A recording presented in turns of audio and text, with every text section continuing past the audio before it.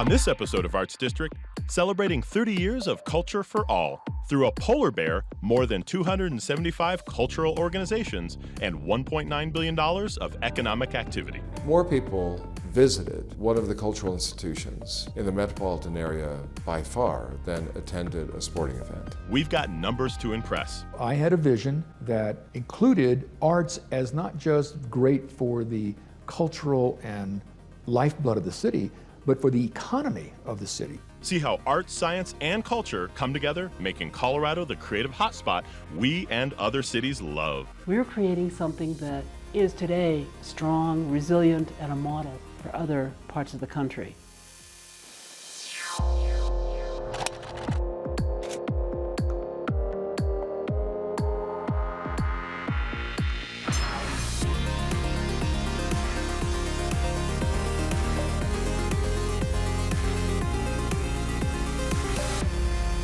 Hi, I'm Kate Perdoni. And I'm Michael Gadlin. Welcome to Arts District on Rocky Mountain PBS. In this episode, we're focused on the power of arts and culture and the unique ways we fund it. In the Denver metro area, there's the Scientific and Cultural Facilities District, or SCFD. I bet you've seen this logo around town. This is one popular bear. Let's learn how this voter-approved tax works. Ever take a close look at your shopping receipt? We did, and here's how that cultural tax works and multiplies so quickly.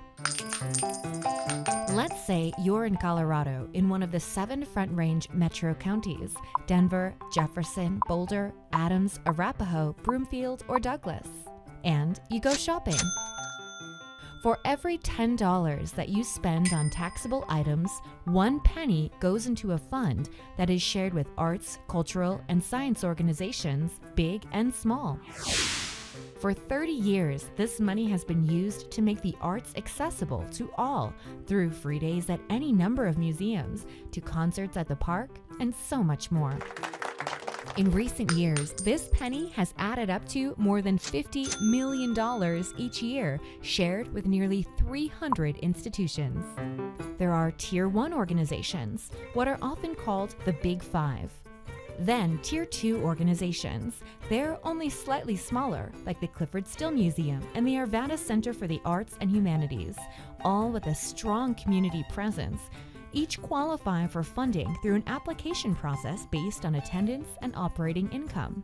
The Tier 3 organizations are the largest group funded through the SCFD, including over 250 organizations selected through a grant application process and overseen by peers in the community.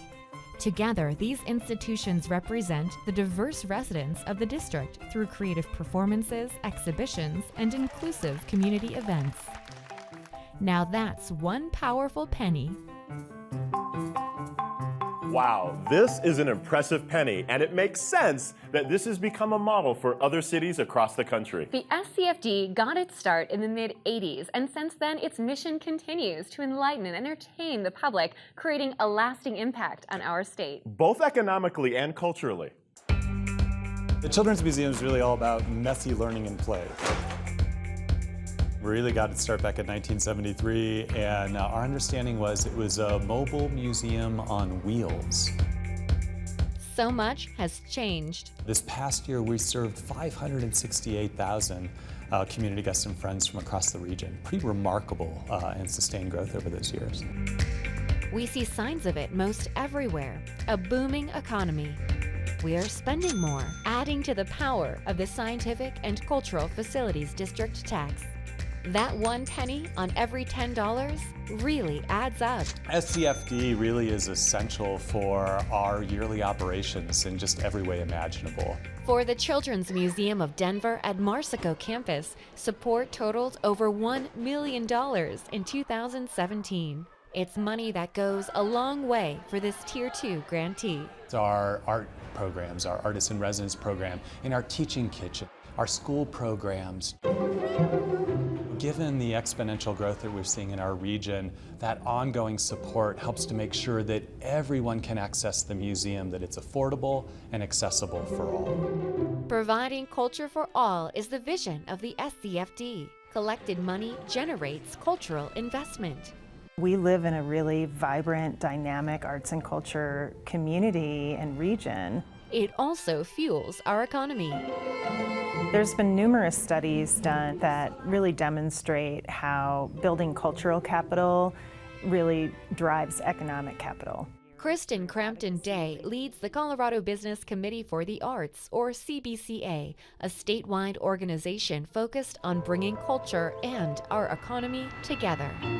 We demonstrate how art is smart for business, we validate the economic impact of the arts, and overall strengthen the cultural vitality of our community and our state.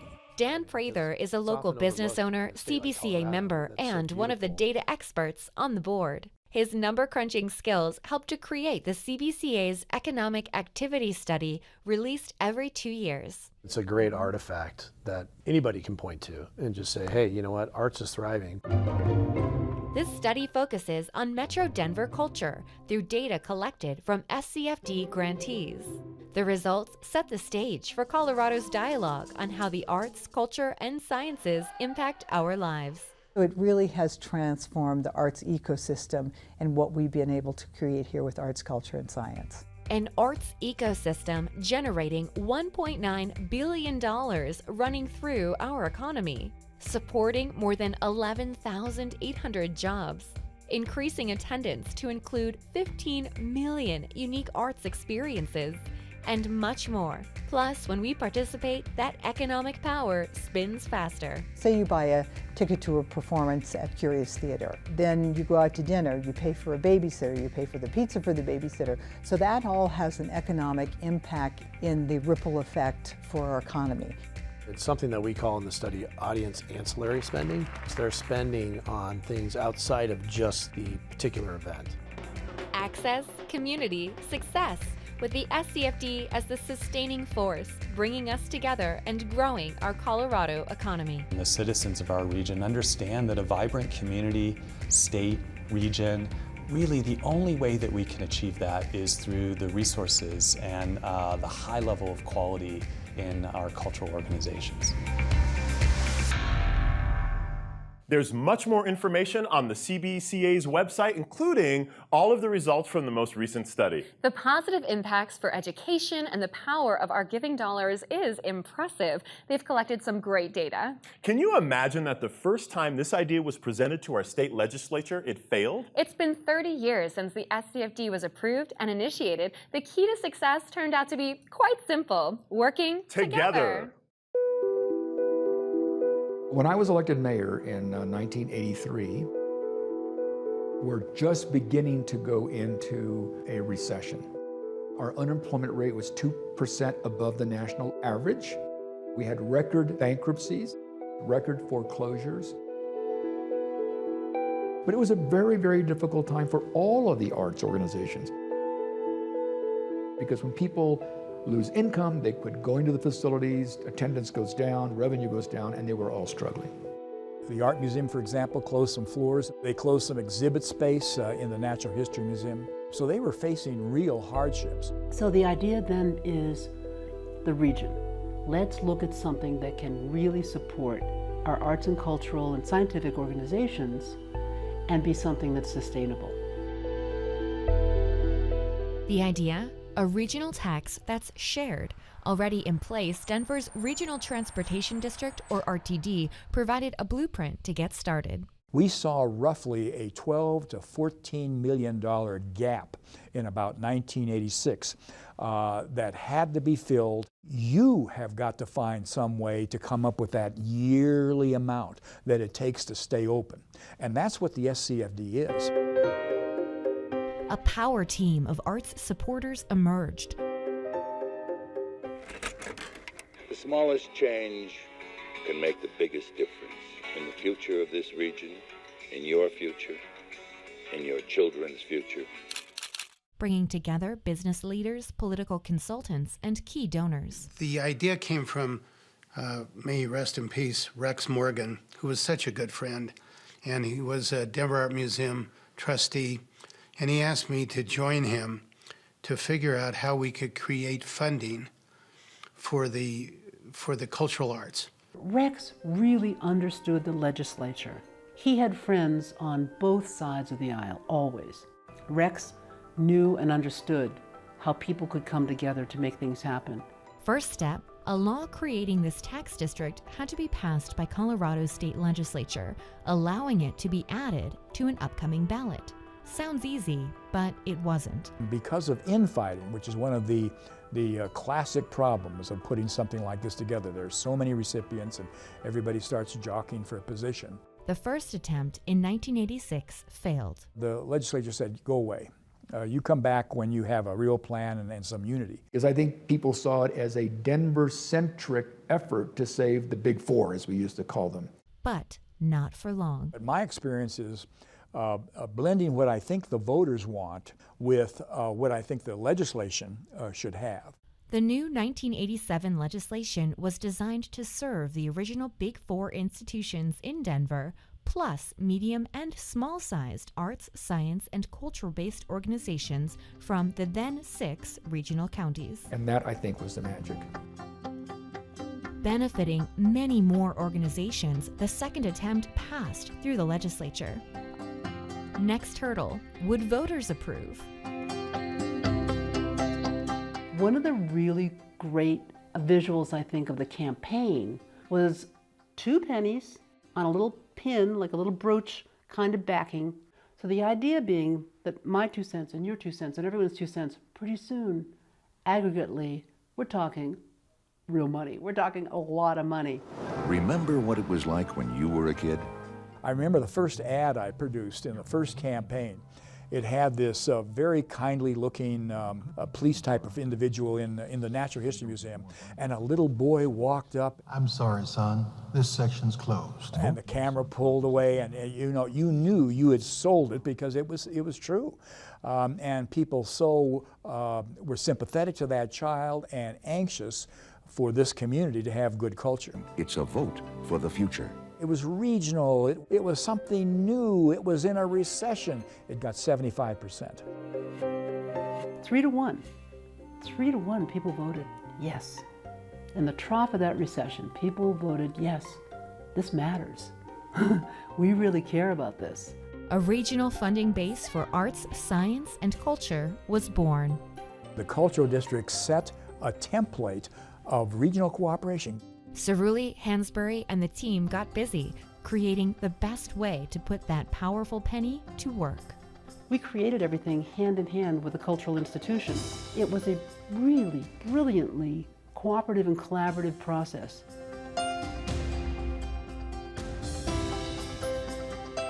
And that collaboration continues. The SCFD tax has been renewed by voters in 1994, 2004, and in 2016, each time with the help of a strong campaign backed by community confidence. I think the success is that SCFD is kind of baked into our DNA. People know what the SCFD is and the value. It's a national funding model that's continuing to adapt and prove its mission of bringing culture to all. This little idea, right, this big idea, that a little pin, a little thing of like the smallest change can do so much, has grown exponentially.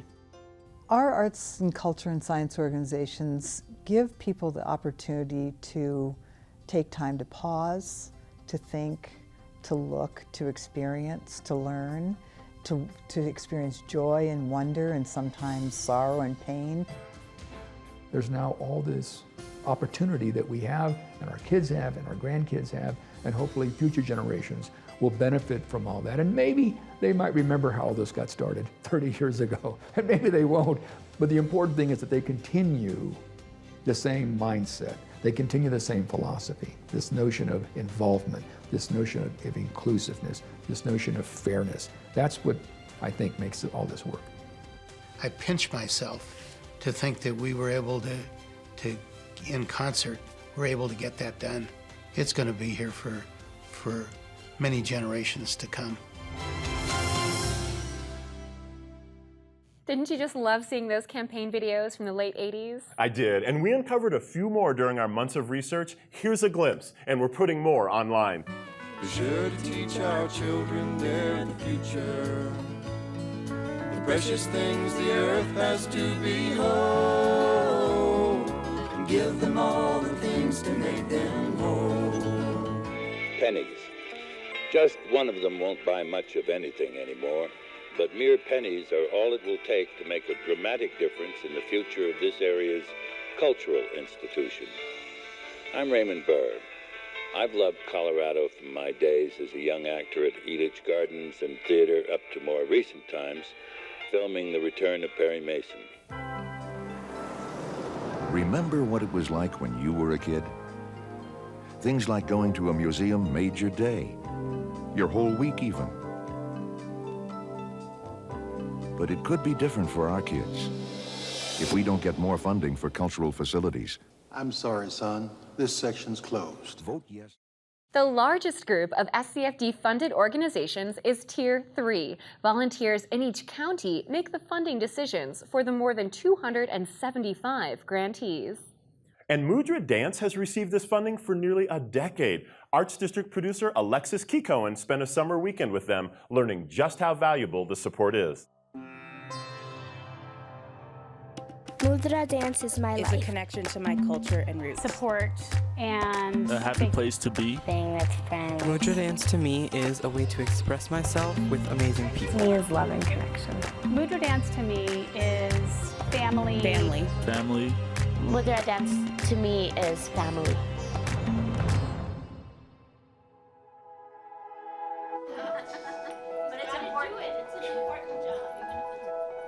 Can we get Sonali up and going?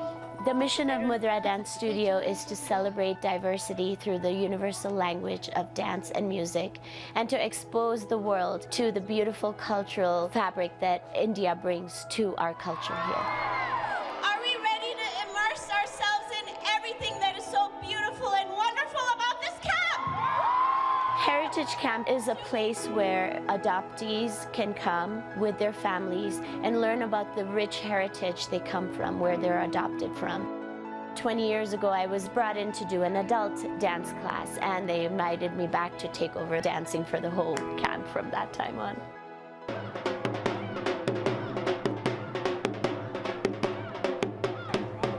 So we meet once a year for 3 days, and it's so special because a lot of these kids and families come from all over the country, so we don't get to see them for the whole year. And it's just so special to see them still feeling that connection, wanting to be there. That is that same feeling that we bring into our cabin when all our volunteers, they come together and we sit in the cabin and work out different ingredients to put together workshops, like we're creating dupattas, which are scarves. So somebody can cut in the middle and not start. The next day, when you have those children walk in and they see the beautiful activities waiting for them, they're just so overjoyed, and it's the most priceless experience you can have.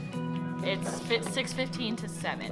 We just have a lot of fun. It's just nice because it's like we're not in our daily routine of work and everything. We just get to all come together, and we all love camp. So although we're like, okay, we gotta learn this dance, and we stay up late and all that, we just have so much fun together because we know we're gonna enjoy every single minute we're here. And the kids are the best. I'm Joelle, and this is Shweta, and I've been involved with Mudra Dance for 14 years, and she has now been involved with Mudra Dance for about 2.5 years. She went to her first Mudra event 1 week to the day after landing in America. For a long time, I've always known I wanted to adopt. And being a part of Mudra and coming to Heritage Camp for 13 years now, that had a huge influence on me wanting to adopt from India. In August of 14, we were matched. And then in November of 2015, I was able to take full-time custody, and we came home December 4th, 2015. We are so lucky that Joelle brought this beautiful young lady, Shweta, back. Shweta had special needs, but has the most amazing heart and desire to succeed and do whatever is necessary. And she actually inspires us. Outside. In the past, the 5 years before we joined, the kids all learned dancing as groups. But I was brought in to do an adult dance class, and the parents came in and joined. Again, every minute I think of you. So that is what today's class was about, and that adult class has kept increasing in number, and today you saw 40 people dancing, so it was quite special.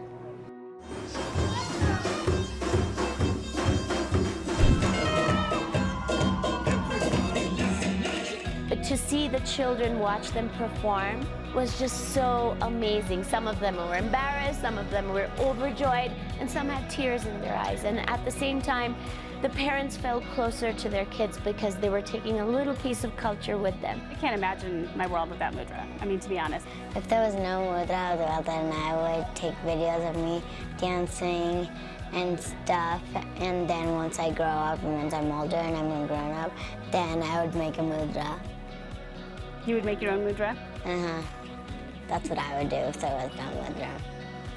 What is a world without dancing and singing? I would grow up and make it happen. I cry all the time, and that is one of the things, the emotional aspect, that connection that we have.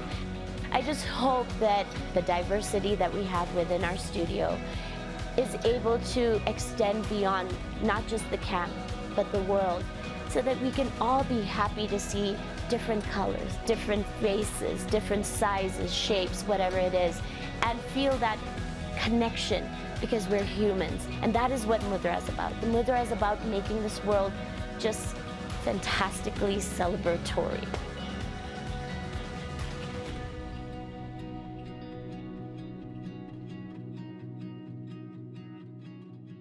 Mudra Dance tells us the SCFD funds help to ensure that the Heritage Camp for Adoptive Families takes place each year, as well as helping with costumes, expenses, camp staffing, and so much more. You can see all of the grantee details for yourself at scfd.org. Now, we've been focusing a lot on Colorado's Front Range, but you know that I'm from Colorado Springs, where we do not have an SCFD funding model. But believe me, the arts are alive and well in all corners of Colorado, thanks to some other innovative funding methods. It all comes down to us and how we choose to support the arts. We've been at it for 16 years, and it's a struggle. It is a struggle from every season. The Malibu Art Theatre is a small venue just south of downtown Colorado Springs. It seats 109, making for an intimate art experience. There's actually a molecular change in the energy of the room when you go see something live, and you leave energized. Executive Director Jim Jackson knows the value of connecting with supporters like this. We love the Malibu. We love everything they do. They keep the theater open. We rely a lot on individual donations, on the support of people who are in the community and love us and love what we do. The Malibu is outside of the Denver Metro Area SCFD tax district, supporting arts and culture, so those funds are not available. Plus, Jackson says they're a standalone mom and pop organization without large foundation or academic backing. We're not connected to an institution that has the ability to do massive fundraising or has endowments. Offering the quality of performances audiences expect while holding the bottom line is a lot to juggle. Arts entities here rely on outside investments to offset costs, which often exceed the price of a typical ticket. The need, quite simply, is that the arts operate outside of the marketplace. Colorado Springs has no municipal system for supporting arts organizations or arts programs. Big support can come from recognizable names in the community. The arts is important to any community as far as being a well-rounded community. One look at the new Ent Center for the Arts, a $60 million facility on the UCCS campus, and the value Colorado Springs places on the arts is clear. When our communities thrive, the credit union also thrives. It's a message to I think the rest of the community, particularly corporations, that's like, oh wow, wait a minute.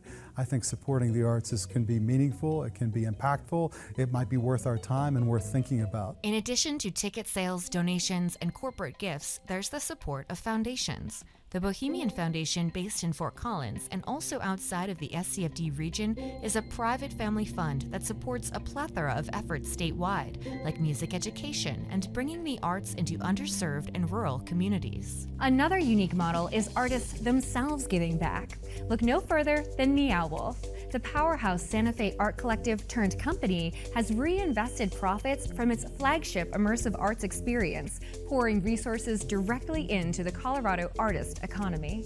The power of giving to individual artists cannot be overstated. Nia Wolfe is a public benefit corporation. In addition to traditional corporate goals of maximizing shareholder profits, the company takes pride in giving back. Its DIY fund is a prime example. We are sponsoring and investing in a lot of, individual and collaborative artists in Denver and elsewhere. As a single artist, it is so hard to get funding and support. So when someone comes up to you and tells you that they like your work and they want to support you, really regardless of what you do, it's like the best gift that you can get as a creative person. It's a movement that's adding to the conversation. What's next in Colorado? I think that's one of the areas of opportunity for our state is thinking about new funding models. We don't see enough impact investing in arts and culture yet, and hopefully we will see more of that and more innovative funding models that will help sustain in the future, not just for nonprofit arts and culture, but for working artists and all those creative industries. You're putting your money where your passion is. You're putting your money and your time where your passion is, and you're supporting these things that literally make your soul feel good. The arts are funded in so many different ways: foundations, patronage, donations, sponsorships. Thanks for joining us as we explored some of those options. We've scratched the surface and there is so much more to learn. You'll find all kinds of links and helpful resources on our website. Remember, we're also on Instagram. I'm Kate Perdoni. And I'm Michael Gadlin. Until next time, listen, dance, imagine, create, groove together. Stay colorful, Colorado.